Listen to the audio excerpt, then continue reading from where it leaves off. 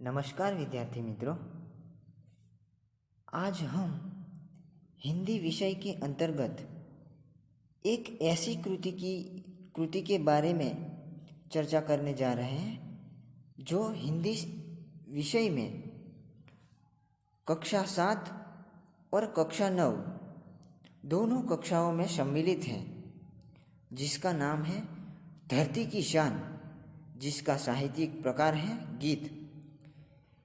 इस गीत के रचयिता का नाम है पंडित भरत व्यास। तो विद्यार्थी मित्रों, इस कविता के बारे में, इस गीत के बारे में चर्चा करने से पहले हम कवि का परिचय प्राप्त करते हैं। पंडित भरत व्यास जी हमारे जाने माने गीतकार माने जाते हैं हिंदी साहित्य के अंतर्गत। उनका जन्म राजस्थान के चूरू नामक कस्बे में हुआ था। उन्होंने कई गीत काव्यों की रचना की है। आपकी गीत रचनाएं हिंदी फिल्मों में भी ली गई है, यानी कि सम्मिलित की गई हैं। आपकी रचनाओं में विभिन्न मानव मूल्यों को प्रस्थापित किया गया है, यानी कि विभिन्न मानव मूल्यों को इनकी कविताओं में स्थान मिला है, यानी कि उन्होंने अपनी कविताओं में उनको स्थान दिया है। इस गीत में कवि ने मनुष्य को सबसे बुद्धिमान बताया गया है। यह गीत 1958 में आई हिंदी फिल्म गांव की गोरी से लिया गया है। इस गीत में मनुष्य की महत्ता को देखते हुए मनुष्य को सबसे बुद्धिमान बताया गया है।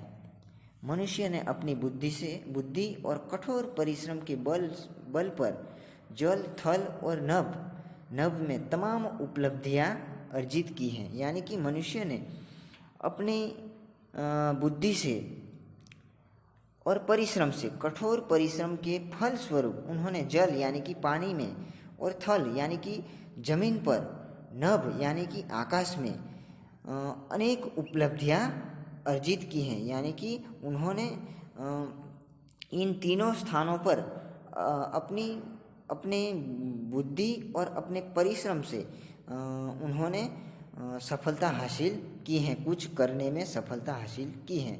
मनुष्य ने अपनी शक्ति से प्रकृति को बहुत सीमा तक अपने अनुकूल ढालने में सफल हुआ, यानी कि इस प्रकृति को अपने अनुकूल बनाने में मनुष्य सफल हुआ है, यानी कि परिश्रम करने पर बुद्धि से वो सफल हुआ है। कवि बताते हैं मनुष्य की शक्ति के सामने कोई भी कार्य असंभव नहीं है। जब भी हमें कोई कार्य करना है तो उसमें पूरी दृढ़ता से, उसमें मन लगाकर जब हम कार्य करते हैं अपनी बुद्धि से, तो इस कार्य हमें ज़रूर सफलता मिल सकती है।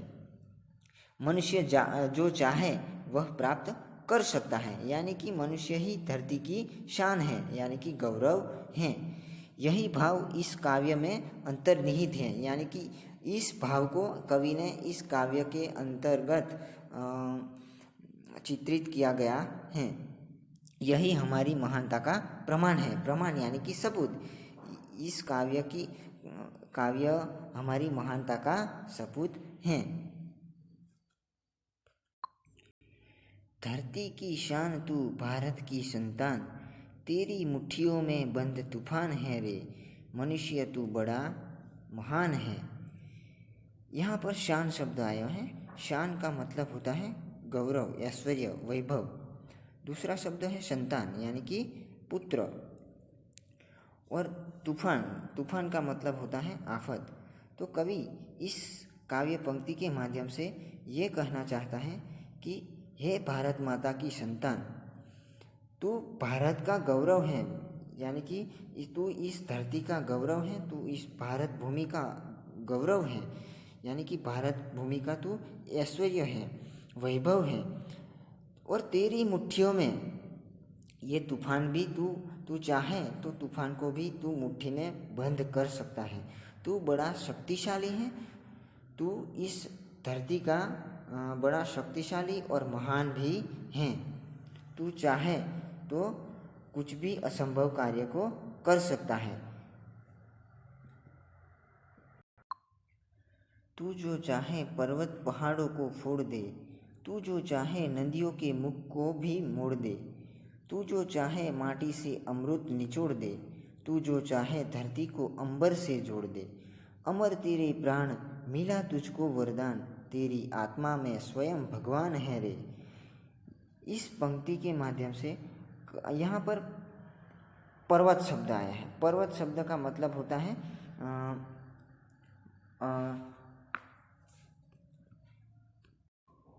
जो अनेक पहाड़ों से बनता है, जिस पर बड़े बड़े पहाड़ होते हैं उसे सबसे बड़ा होता है, उसे पर्वत कहा जाता है। तो ये पहाड़, पर्वतों के पहाड़ को भी फोड़ दे। पहाड़ यानी कि बड़े बड़े पत्थर, इसे भी तू चाहे तो फोड़ सकता है। तू जो चाहे नदियों के मुख मोड़ दे। मुख यानी कि प्रवाह, जो नदी का प्रवाह है उसे भी मोड़ सकता है। मनुष्य चाहे तो ये नदियों के प्रवाह को भी बदल सकता है। कैसे बदल सकता है? तो कि जिस प्रकार ये जो नर्मदा नदी है वो नदी पूर्व दिशा से पश्चिम की ओर बहकर सागर को मिलती है, तो उनका पानी कैसे कच्छ की धरती तक पहुंचाया गया है। तो कच्छ हमारे यहाँ से जो उत्तर दिशा की ओर है, तो नदी का मुख ही मोड़ छेक उत्तर दिशा की ओर पानी ले जाना ये असंभव कार्य है। उसको भी मनुष्य ने सिद्ध कर दिखाया कि ये पानी पूर्व से बहने वाला पानी पश्चिम की ओर जाता है, उस पानी को उत्तर की ओर ले गया। तो ये मनुष्य का परिश्रम का कार्य है। तो मनुष्य ने असंभव कार्य को ये जो नदी का मुख मोड़कर दिखा दिया। तू जो चाहे तो माटी से अमृत निचोड़ दे, यानी कि मनुष्य चाहे तो माटी से अमृत निचोड़ दे, यानी कि निचोड़ना, यानी कि किसी जिस प्रकार हम शेरडी के रस को कैसे शेरडी को पील के रस निकालते हैं, और किसी चीज़ वस्तु जिस प्रकार रूह को हम तेल में भिंजो दे या पानी में भिंजो दे और उसे मुट्ठी में चबत कर हम उसको पानी निकालते हैं, उसी प्रकार धरती को भी निचोड़कर अमृत निकाल सकता है। अमृत निकालना ये जो अजीब सी बात लगती है, लेकिन किस प्रकार, जिस प्रकार बंजर जमीन होती है, उस बंजर जमीन में मनुष्य ने परिश्रम करके उसे उपजाऊ जमीन बना देता है, यानी कि उसमें खेती करने लगता है। खेती करने जैसी जमीन बना सकता है मनुष्य, और खेती भी करके दिखाया। तो ये है अमृत निकालना। तू जो चाहे धरती को अंबर से जोड़ दे। तो धरती को अंबर से कैसे जोड़ा जा सकता है? यहाँ पर धरती यानी कि वसुंधरा और अंबर यानी कि आकाश, तो ये दो धरती और आकाश को एक करना ये कितना असंभव कार्य है, लेकिन इस कार्य को भी मनुष्य ने संभव कर दिखाया। तो वो संभव कैसे करके दिखलाया? तो कि जिस प्रकार हमारे यहाँ की पृथ्वी की ये जो सुनीता विलियम्स हैं, राकेश शर्मा हैं, ये जो प्रथम अंतरिक्ष यात्री बने, तो उन्होंने प्लेन के माध्यम से या मिसाइल बना के, तो ये जो वैज्ञानिक क्षेत्र जो हैं वो उन्होंने आकाश में जाके संशोधन किया और वहाँ मनुष्य को रहने लायक स्थान भी खोज लिया। तो ये है मनुष्य की असंभव कार्य को भी उन्होंने संभव कर दिखलाया।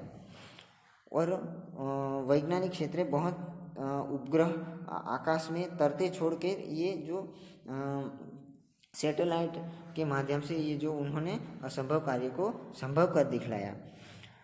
अमर तेरे प्राण मिला तुझको वरदान, यानी कि तुझको अमरता का वरदान मिला है, यानी कि वचन मिला है। तेरा प्राण भी अमर है, तू चाहे तो अमर बन सकता है। तेरा नाम मरकर भी तू तेरा नाम अमर रख सकता है। तेरी आत्मा में स्वयं भगवान है रे, यानी कि तेरी आत्मा में स्वयं भगवान है, इसीलिए तू ये असंभव कार्य को भी संभव कर दिखलाता है।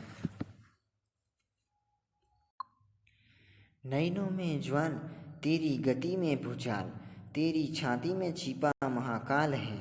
पृथ्वी के लाल तेरा हिमगिरी सा भाल, तेरी भ्रुकुटी में तांडव का ताल है। निज को तू जान, जरा शक्ति पहचान, तेरी वाणी में युग का आह्वान है रे। इस काव्य पंक्ति के माध्यम से कवि हमें ये सिखाना चाहता है कि नयनो, यहाँ पर नयन शब्द है तो नयनो यानी कि आँख, ज्वाल यानी कि अग्नि की ज्वाला, और भूचाल यानी कि भूकंप। तो इस पंक्ति के माध्यम से कवि ये कहना चाहता है कि तेरी नयनों यानी कि तेरी आँखों में अग्नि जैसी ज्वाला पैदा हो सकती है। तू जो क्रोध करता है तब अग्नि जैसी ज्वालाएं तेरी आँखों में प्रकट हो सकती हैं, दिखाई देती हैं। तेरी गति यानी कि तेरी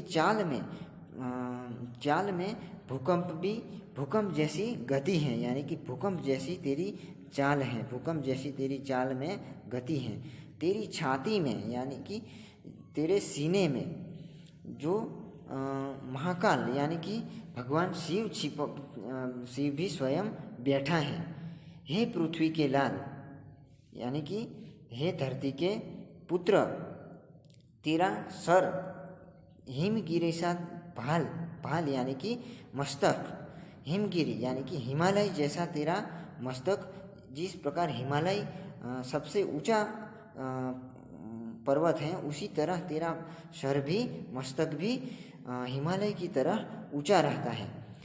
तेरी भ्रुकुटी में तांडव का ताल यानी कि भ्रुकुटी यानी कि जब हम आईब्रो निकालते हैं ना, जो आँख की पापन का ऊपर का जो भाग है, जहाँ पर बाल उगे हुए हैं, इसे हम इस भौं कह सकते हैं, तो इसे भ्रुकुटी कहा जाता है। तो तेरी भ्रुकुटी में तांडव का ताल यानी कि जिस प्रकार भगवान शिव ने प्रलयकारी तांडव नृत्य किया है, तो तेरी आँखों में जो तब तू गुस्से हो जाता है तब तेरी भ्रुकुटी में तांडव नृत्य जैसा, विनाशकारी नृत्य जैसा भ्रुकुटी में दिखाई देने लगता है। तू निज को तू जान यानी कि निज यानी कि अपने को, जान यानी कि पहचान, तू अपनी शक्ति को पहचान, तू अपने में छिपी हुई शक्ति को पहचान। तेरी वाणी में युग का आह्वान है, आह्वान यानी कि ललकार, वाणी यानी कि जब हम ध्वनि निकालते हैं उस ध्वनि में, यानी कि तेरी ध्वनि में युग का निर्माण करने वाले, नए युग का निर्माण करने वाली चुनौती हैं, यानी कि तू चाहे तो नए युग का निर्माण कर सकता है, ऐसी शक्ति तेरी वाणी में है। ऐसा कवि इस पंक्ति के माध्यम से कहना चाहते हैं। धरती सा धीर तू है अग्नि सा वीर, तू जो चाहे तो काल को भी थाम ले, पापों का प्रलय रुके, पशुता का शीश झुके, तू जो अगर हिम्मत से काम ले, गुरु सा मतिमान, पवन सा तू गतिमान, तेरी नभ से भी ऊंची उड़ान है रे। धरती यानी कि वसुंधरा, धीर यानी कि धीरज, अग्नि यानी कि आग, काल यानी कि समय, और प्रलय का मतलब होता है विनाश, पशुता यानी कि पशु जैसी वृत्ति रखने वाला, शीश का मतलब होता है मस्तक, और मति यानी कि मति का अर्थ होता है बुद्धि, मतिमान बुद्धिशील, गतिमान यानी कि गतिशील, जो चाल के साथ, गति के साथ, नभ का मतलब होता है आकाश। तो इस काव्य पंक्ति के माध्यम से कवि हमें ये कहना चाहते हैं कि तेरे में धरती सा धीर तू, यानी कि हे मनुष्य, तू धरती जैसा धीरज रखने वाला है। तुझ में धरती जिस प्रकार धीरज का प्रतीक है, धीरज रखने वाली शक्ति है, ऐसी शक्ति तुझ में है। अग्नि सा वीर तू, यानी कि उसी तरह अग्नि के समान जला देने की शक्ति भी तू रखता है।